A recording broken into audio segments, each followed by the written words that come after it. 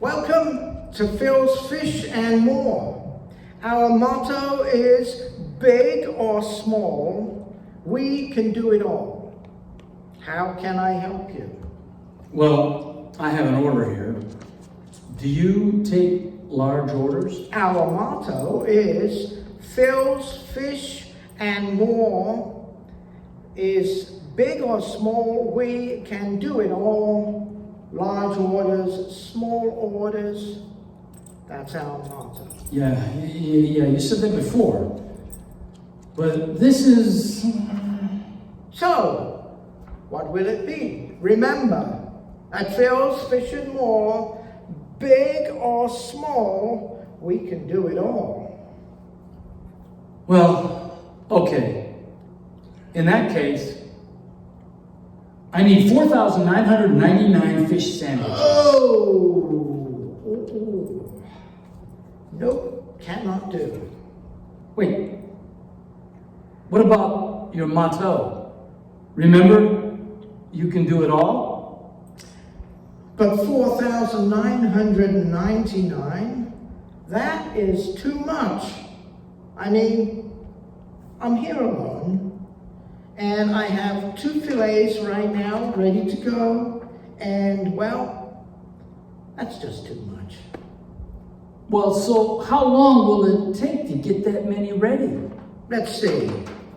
If I call the next shift, and if it takes 5 minutes per sandwich, and I can do each one, let's say I could do 4 during that time, it will still take almost a few days. Well, we need the order now. Isn't there something you can do? Since we can do it all seems to be off the table here. Listen, what are you trying to do? You pulling a prank on me? Are you going to rob me? Have you totally lost it? Do you understand it's impossible? You could feed the whole countryside with that many fish sandwiches. I can't even imagine what you are going to do. Well, we do have a crowd. So many that it may even be the whole countryside. I just don't know what else to do. Think of all these hungry people. And what will I tell Jesus? Oh, wait. Jesus? Did you just say Jesus? Yeah. I came here for the order because we have a crowd of people. Jesus was teaching, and they haven't had any food. I thought he'd tell me what to do. He told us to take care of it. Well, why didn't you say so to begin with? I know Jesus, and that changes everything. You know him? How so? Well, I do have a life outside of Phil, Fish, and More, you know. I've seen Jesus myself in person, where he was teaching, healing, nearby here, actually. And not only that, but my uncle is a wine steward. He's from Cana, and he was working at a wedding at a banquet hall once, and Jesus was there. Oh, then you know how Jesus can draw crowds. Yes. You know how he loves to help people. I totally get it. I should have known something was up, and that it would probably have had something to do with Jesus. Everywhere he goes, wild things happen. So, you actually think you can help me here because it's for Jesus? First, let me tell you this. Since he sent you here, what exactly did he ask you to do?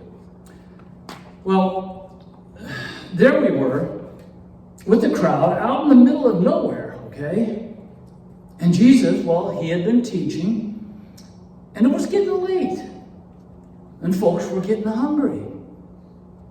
And we disciples were getting hungry. Okay. Then what? Well, Jesus mentioned that it was getting late and that we should get the crowd something to eat. And he looks at us, the disciples, what were you supposed to do? One of the guys tried to tell Jesus that we would have to spend a month's wages to feed this crowd, even if we could find the food. So you disciples, you're still trying to be logical with Jesus?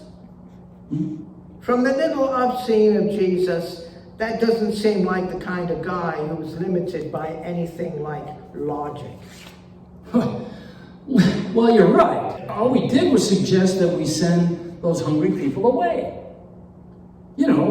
So they could get something to eat and on their own, and then maybe they could come back. I don't know. But no, Jesus tells us to deal with it. All of the disciples agreed that there was nothing to do. It was just too much. I hate to say this, but where is your faith? Jesus can work miracles. That's what my uncle, the wine steward, said. He saw it himself personally. He was working the big wedding, and Jesus saved the day just to be kind. So your uncle knew that the wine was a miracle? That's not even it. Don't you see? It isn't just that Jesus can provide for what we need.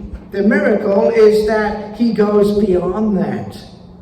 They ran out of wine, and Jesus changed plain water into the best wine anyone had ever had. But the shocker was that there were gallons more left over. Well, you're right. I looked at what he did, but changing water into wine was the miracle. But the real miracle is that he goes beyond what we ask or need. You are with him all the time, and what does he do?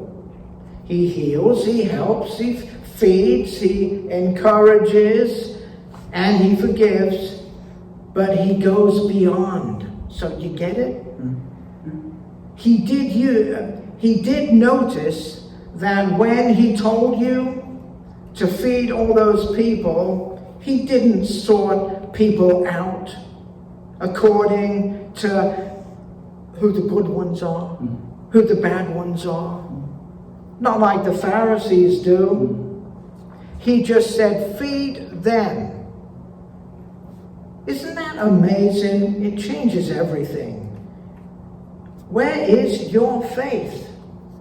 Our faith? Faith begins with what you have. No matter how small, Jesus said faith, even as small as a mustard seed, will be enough. When you give whatever you have, even if it seems like it's not enough, then he can still use it. So you're saying that we've just got to give him whatever we have. Share the bread we have, no matter how small an amount, so we won't be selfish, and ask him what to do. Okay, but really, can you help us out?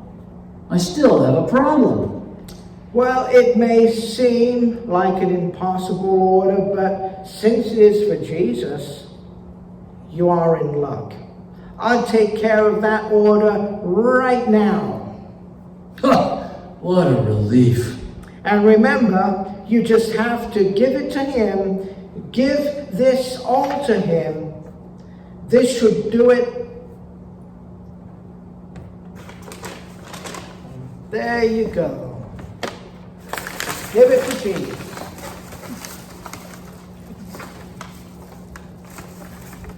What? 2 fish and 5 tiny loaves of bread? Seriously, he won't even feed us disciples. It will do if you take it, give it to Jesus. Remember your faith. You see, we're giving Jesus what we have, and he can do the rest. Hey, I just thought of something. Yeah. Big or small, Jesus can do it all. That can be his motto. Big or small, Jesus can do it all. Take what I gave you to Jesus, and that will be it. I wouldn't even be surprised if you had quite a bit of food left over. Now that would be a miracle. Oh yeah, now I get it. See? One more thing though. And what would that be? 500 packets of ketchup and 300 packets of tartar sauce. Oh, come on, out.